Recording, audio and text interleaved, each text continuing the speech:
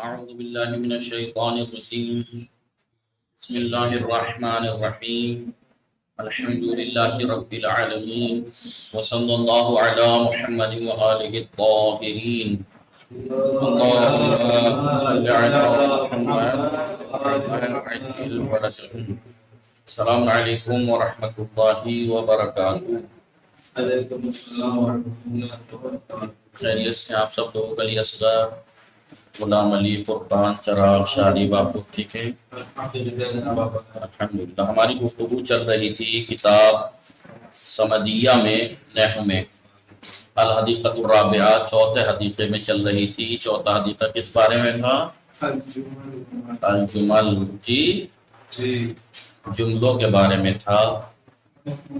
بتایا 7 جملے ایسے ہیں جن کا محلی اعراب ہوتا ہے اور 7 ہی جملے ایسے ہیں جن کا کوئی محلی اعراب نہیں، کیونکہ ہم نحو مقدماتی سے یہ بات پڑھ چکے ہیں کہ جملہ اور شبہ جملہ کا اعراب وہ مبنی کلمے کے حکم میں ہوتا ہے، لہذا محلی ہوتا ہے۔ لیکن جملے کچھ ایسے ہیں جن کا محلی اعراب ہوتا ہے، کچھ ایسے ہیں جن کا محلی اعراب نہیں ہوتا۔ جن کا محلی اعراب ہوتا ہے وہ ہم نے مکمل پڑھا، اس کے بعد ہم جو پڑھ رہے تھے وہ جملے جن کا محلی اعراب نہیں ہوتا۔ ان میں سے ایک تھا جملہ مستأنفہ، ایک جملہ معترضہ، جی اور کیا تھا؟ جملہ مفسرہ، یا جی وہ موصول کا صلہ جملہ اگر واقع ہو تو اس کا محلی اعراب نہیں ہوتا، یا وہ جملہ جو جواب قسم واقع ہو، اور اس کے بارے میں بتایا تھا وہ جملہ جو جواب قسم واقع ہو تو اس کا بھی محلی اعراب نہیں ہوتا۔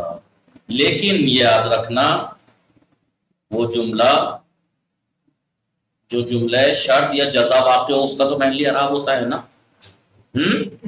پیچھے پڑھ کے آئے نہیں تھے؟ نہیں، شرط یا جواب شرط واقع ہو اس کا تو محلی اعراب ہوتا ہے نہیں۔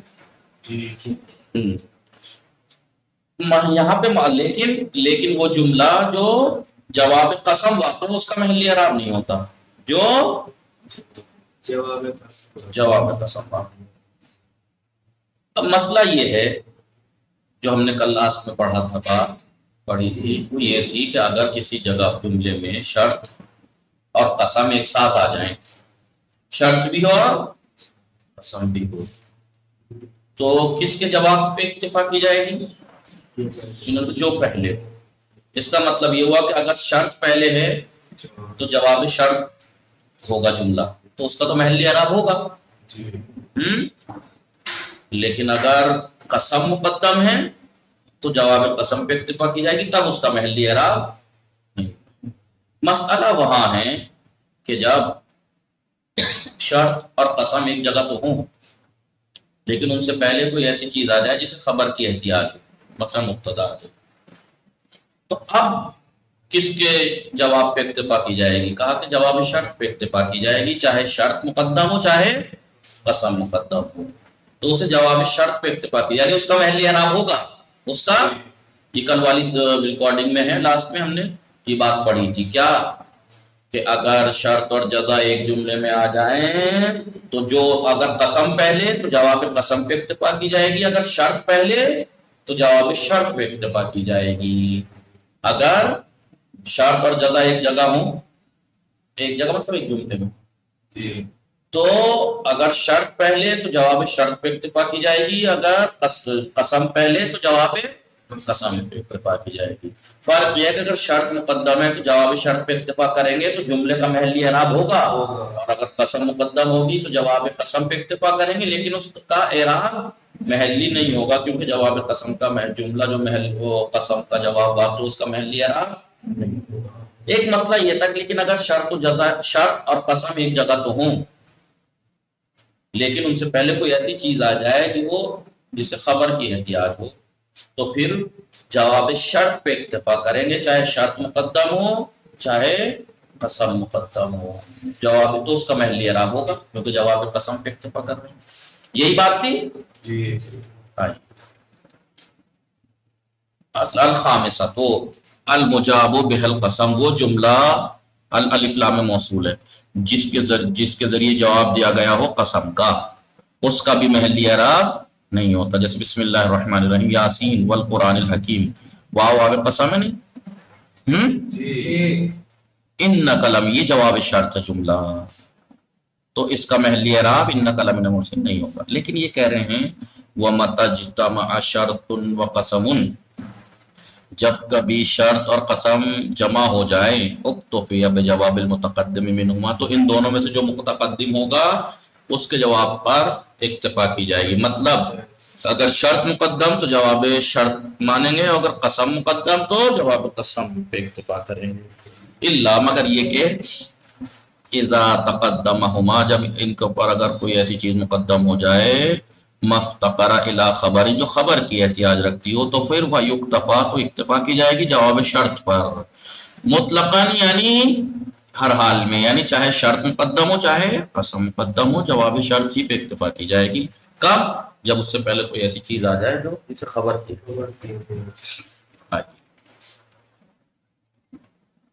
السادسۃ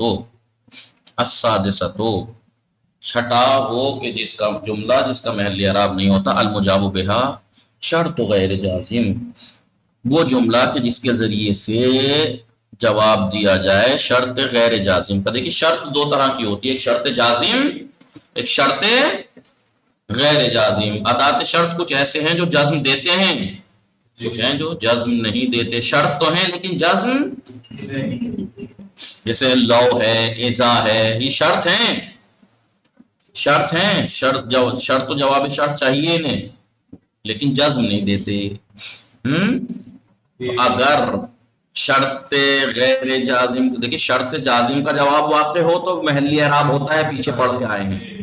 وہ جملہ جو ایسی شرط کا جواب واقع ہو جو جزم دیتی ہے، ان ہے اور بھی ہیں، ٹھیک ہے، تو اس کا محلی اعراب ہو. لیکن اگر ایسی شرط جو جزم نہیں دیتی تو ظاہر سی بات ہے پھر جو جملہ جو جواب شرط واقع ہو، ایسی شرط جس کا جو جزم نہیں دیتی، تو پھر اس کا محلی اعراب نہیں ہوگا. جیسے اذا جئتنی اکرمتک، تو اذا جئتنی، اذا ادات شرط میں سے اذا شرطیہ ہے، جئتنی فعل شرط ہے، اکرمتک جواب شرط ہے. تو اکرمتو فعل اور فاعل اور مفعول ہیں، جملہ ہے لیکن اس کا محلی اعراب نہیں ہے کیونکہ یہ جواب شرط غیر جازم ہیں.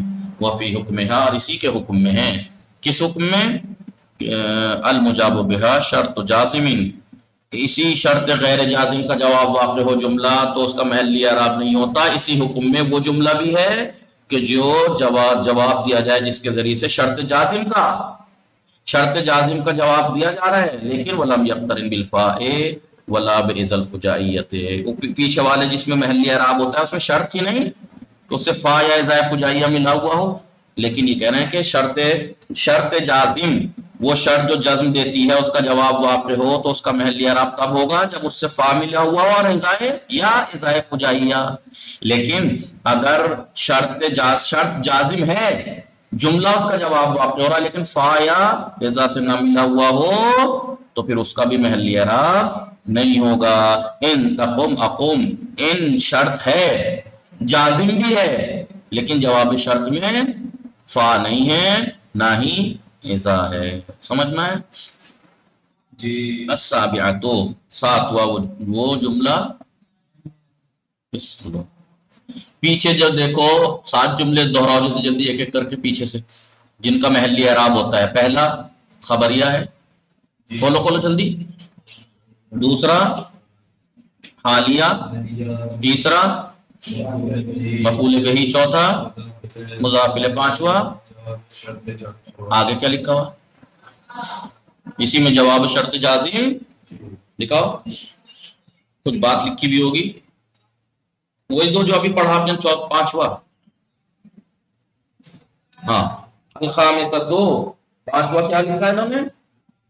وہ جملہ جو واقع ہو، جواب واقع ہو شرط جازم کا، لیکن شرط یہ ہے کہ فا یا اذا فجائیہ ہونا چاہیے جواب شرط میں. جملہ جواب شرط واقع ہو رہا ہے اور شرط بھی جزم دیتی ہے تو اس کا محلی اعراب خالی اسی لیے نہیں ہوگا کہ اسی بات پہ محلی اعراب نہیں ہوگا کہ شرط جازم ہے. دوسری شرط بھی ہے، پہلی بات تو شرط جازم ہو دوسرا اس جواب شرط میں فا ملا ہوا ہونا چاہیے یا اذا ملا ہوا ہونا چاہیے، اذا فجائیہ، تب محلی اعراب ہوگا۔ لیکن اگر فا یا اذا فجائیہ ملا ہوا نہیں ہے تو بھلے ہی شرط جازم ہے، اس کے باوجود بھی اس جملے کا محلی اعراب نہیں ہوگا۔ سات یہی ہے، یہ ساتواں، یہ چھٹا جس کا محلی اعراب نہیں ہوتا۔ وہ جملہ جس کا محلی اعراب نہیں ہوتا، ایک تو وہ جملہ جو جواب شرط واقع ہو رہا ہے لیکن شرط جازم نہیں ہے، یا دوسرا وہ جملہ جو جواب شرط واقع ہو رہا ہے شرط جازم بھی ہے لیکن اس جواب شرط سے فا یا اذا فجائیہ ملا ہوا نہیں ہے، اس لیے کہ محلی اعراب ہونے کے لیے دو شرطیں ہیں، شرط جازم ہو، دوسرا جواب شرط سے فا ملا ہوا ہو یا اذا فجائیہ، تب اس جملے کا محلی اعراب ہوگا، ورنہ محلی اعراب نہیں ہوگا۔ اتنی سی بات ہے۔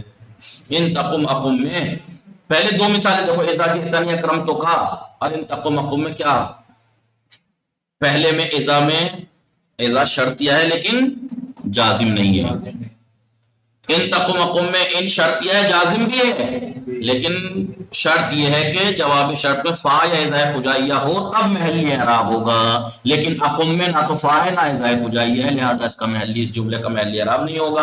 اقم جملہ ہے یا نہیں؟ جی انا اس میں فاعل ہے، فعل اور فاعل جملہ فعلیہ۔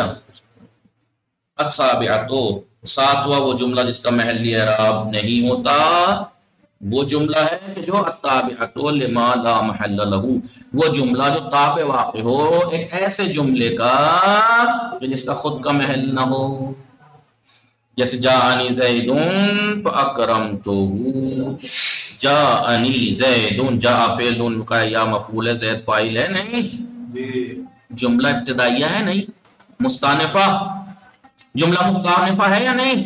جی اور آپ جانتے ہیں جملہ مستانفہ کا کوئی محلی اعراب نہیں ہوتا، لہذا فاکرمتہ یہ بھی فعل و فاعل مفعول ہے، اس کا بھی محلی اعراب نہیں ہوگا کیونکہ یہ ایک ایسے جملے کا تابع واقع ہو رہا ہے جس کا خود کا محلی اعراب نہیں ہے۔ یا جاءنی الذی، الذی موصول ہے، زارا فعل، نون زارا فعل ہے نہیں، ہوا فاعل ہے، یا مفعول ہے، فعل فاعل مفعول جملہ ہے، جی لیکن یہ صلہ واقع ہو رہا ہے الذی کا، تو وہ جملہ جو موصول کا صلہ واقع ہو، ابھی پیچھے پڑھ کے آ رہے ہو نہیں، اس کا محلی اعراب نہیں ہوتا، اس کا تابع واقع ہو رہا ہے وہ اکرمتہ، تابع کون سا تابع ہے یہ وہ اکرمتہ؟ عطف ہے، عطف نسق ہے نہیں، جی تو لہذا وہ اکرمتہ فعل و فاعل مفعول ہے، اس کا بھی محلی اعراب نہیں ہوگا۔ جی یا اذا لم یجعل یہ کیا کہہ رہے ہیں، اذا لم یجعل الواو للحال بتقدیر قد، مگر کب، جب یہ جو واو اکرمتہ ہے اس میں واو کو حالیہ نہ مانے، قد مان کے، وقد اکرمتہ، ورنہ پھر یہ جملہ حالیہ ہو جائے گا اگر ایسا مانیں گے تو، اور جملہ حالیہ کا محلی اعراب ہوتا ہے، اگر اسے عطف مانے تو اس کا محلی اعراب نہیں ہے۔ کیوں نہیں ہے؟ کیونکہ یہ اکرمتہ فعل فاعل مفعول یہ جملہ تابع واقع ہو رہا ہے زارانی کا، زارانی جملہ ہے لیکن یہ صلہ ہے، اور موصول کا صلہ جو جملہ واقع ہوتا ہے اس کا محلی اعراب نہیں ہوتا، لہذا اس کا بھی نہیں۔ سمجھ میں آئی بات؟ جی خاتمہ فی احکام الجار والمجرور والظرف، دیکھیے میں نے پیچھے بتایا تھا ابھی، جملہ اور شبہ جملہ مبنی کلمے کے حکم میں ہیں، لہذا ان کا محلی اعراب ہوگا۔ جملوں کی بات بتا دی، کچھ جملے ایسے ہیں جن کا محلی اعراب ہوتا ہے، کچھ ایسے ہیں جن کا محلی اعراب نہیں ہوتا۔ اب یہاں پر جار و مجرور اور ظرف یعنی شبہ جملہ کے بارے میں بتائیں گے۔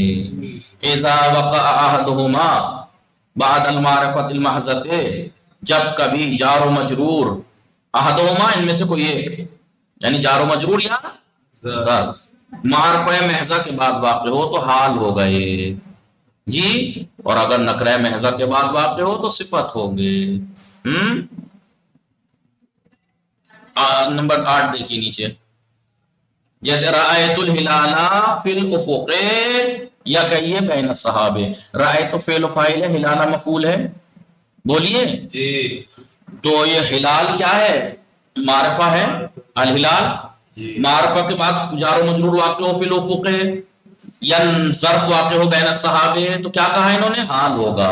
میں نے چاند کو دیکھا در حالی کہ وہ افق میں تھا، یا در حالی کہ وہ بادلوں کے درمیان میں تھا، چاہے جار و مجرور آ جائے معرفہ محضہ کے بعد، چاہے ظرف آ جائے، تو وہ کیا کہلائیں گے؟ حال ہوں گے، وہ شبہ جملہ تو ہے لیکن حال ہوں گے. لیکن اگر نکرہ محضہ کے بعد ہو تو صفت مانا جائے گا.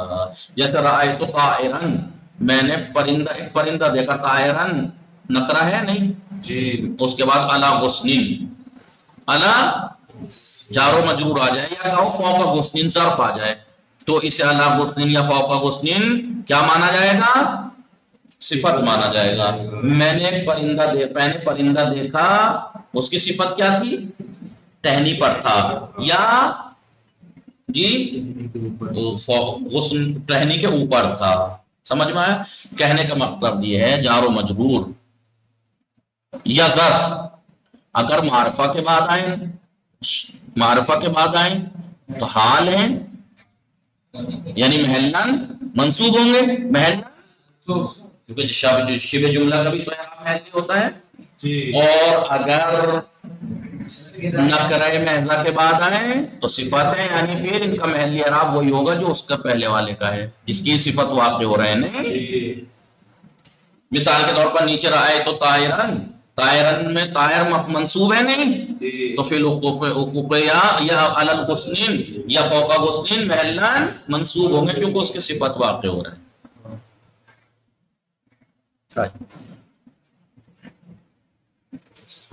اور غیر المحضہ تھے، لیکن اگر یہ غیر معرفہ ہے، غیر محضہ یعنی کلیئر معرفہ، نکرہ محضہ کلیئر نکرہ صاف بالکل، لیکن غیر محضہ کے بعد واقع ہوں تو فمحتمل لہما، تو پھر دونوں کا احتمال ہے. آپ حال بھی مان سکتے ہیں، صفت بھی. ولا بد ضروری ہے من تعلق. نمبر 10 دیکھیے، نمبر 10 جیسے ہاں ذات امرن کیا لکھا ہے؟ یابسن. تو علل غسانت فوق غسانہ، چاہے جار و مجرور چاہے ظرف، کیونکہ نکرے غیر محضہ کے بعد ہیں تو ایسی صورت میں صفت بھی کا احتمال ہے اور حال کا. فلا بد ضروری ہے من تعلق میں، جار و مجرور ہو چاہے ظرف، ان کا یہ متعلق ہونا ضروری ہے ان کا، یا تو فعل سے او بما فیہ معنی الفعل، رائحتہ، یا وہ چیز جس میں فعل کی خوشبو آتی ہو، یعنی شبہ فعل. ظرف یا جار و مجرور ہمیشہ متعلق واقع ہوتے ہیں فعل کا، یا وہ چیز جس میں فعل کی بو پائی جاتی ہے. نیچے دے رکھا ہے کہ ضروری ہے کہ جار و مجرور متعلق ہوں یا ظرف متعلق ہو چار میں سے کسی ایک چیز کا، یا تو فعل یا شبہ فعل، یا جسے تعویل کیا جائے فعل کی طرف، یا فعل کی خوشبو آئے اس میں. پہلی اور دوسری مثال انہوں نے دی فعل اور شبہ فعل کی. انعمت علیہم غیر المغضوب علیہم، انعمت علیہم، علیہم میں جار و مجرور متعلق ہے انعمت کے، انعمت فعل ہے، جار و مجرور متعلق فعل کے، لیکن اگلا جو علیہم ہے وہ مغصوب ہے کہ وہ شبہ فعل ہے، اس میں فاعل اسم مفعول.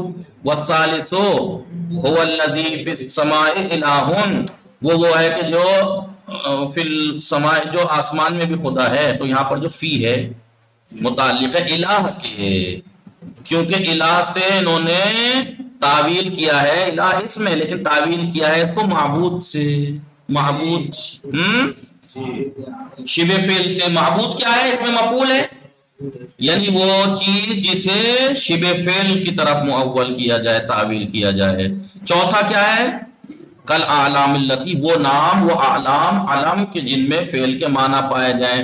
زید حاتم فی بلدکم، تو حاتم سخاوت کا علم ہے، اس میں فعل کے معنی ہے نہیں، اس میں فعل کی بو آ رہی ہے.